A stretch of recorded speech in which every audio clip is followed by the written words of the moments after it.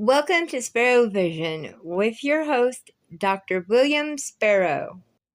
Thank you. I am your host, Dr. Sparrow. This is where we play music videos, movie reviews, anything we can to sit back, relax, and have a good time. There's another story I'd like to share with you. This one is called My Grandpa. When Johnny was growing up, him and his grandpa were very close. They were best of friends. Grandpa would take him fishing, show him how to cook and clean fish, take him on hunting trips, show him how to have respect for all the weapons they used, take him out camping, pretty much just show him how to live off the land if he ever had to. When Grandpa got older and older, he became more and more sick. Johnny would ask him what's wrong, and all Grandpa would say is something that happened during Vietnam. And that was it. He never would talk about anything else. When his grandfather passed away, Johnny was so heartbroken, and he cried and cried for days. And he came across, and he asked his father, what made Grandpa so sick during Vietnam? And his father said, well, there was this chemical called Agent Orange. Agent Orange was sprayed along the railroads and power lines to kill the undergrowth of the forest so the soldiers could move around a little bit more freely. Some of the soldiers who were close enough when they sprayed Agent Orange got into their system, into their lungs, and that's why they got so sick. That's what happened to your grandpa. When Johnny heard this, he became so angry at the government for causing his grandpa to be so sick and dying. And when he got older, him and his friends would disrespect the flag. They would burn it. They would stomp on it. When the national anthem would come on, they would stay seated and they would cuss at it and everyone else who saluted the flag. One night during a dream, Grandpa visited Johnny, and Johnny was so happy to see him. And Grandpa said, I'm with you always. I can hear and see everything going on. And I see what you and your friends are doing to that flag. And it hurts. It hurts deeply. It hurts not only me, for everyone else who has honored that flag and who has died protecting that flag. Johnny still didn't understand what his grandfather was talking about. So his grandfather said, there's a few places I want to show you. The first place he took him to was the tomb of the unknown soldier. He said, here are 3 bodies that were sent home from the war. We don't know who they are, where they came from, or anything about them. But we honor them by burying a tomb and putting their bodies in this tomb. And we guard that tomb day and night.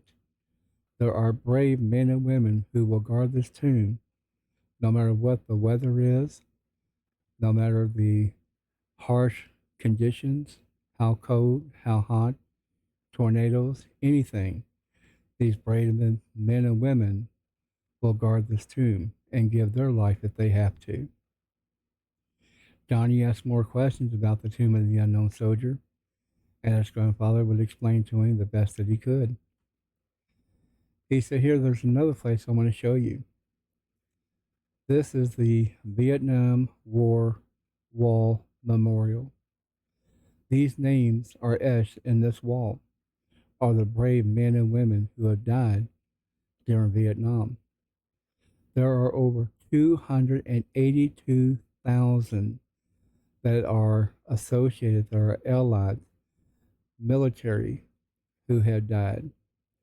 There's 444,000 to 666,000 that are military deaths during Vietnam. There is 405 to 627,000 that are associated with civilians who have died during Vietnam. All in all, there is 1,353,000 men and women who have died as civilians during Vietnam. We honor them when we go and visit this wall. This wall is taken down and put up from city to city so people can come and honor the names on this wall. Johnny started to cry a little bit more. and he's starting to understand more and more what his grandfather was talking about the honor, and goes along with that flag that they've been disrespecting. Grandfather said, "There's one more place I want to show you. This is National Arlington Cemetery. All these markers are brave men and women who have died during wartime in our country. And high up on that hill sits a big, beautiful American flag that they have died protecting and served. They give their life because they believe in that flag and everything it stands for. And when you and your friends disrespect that flag, it's disrespecting all these brave men and women who gave their life and the brave men and women who are now serving our country for that flag.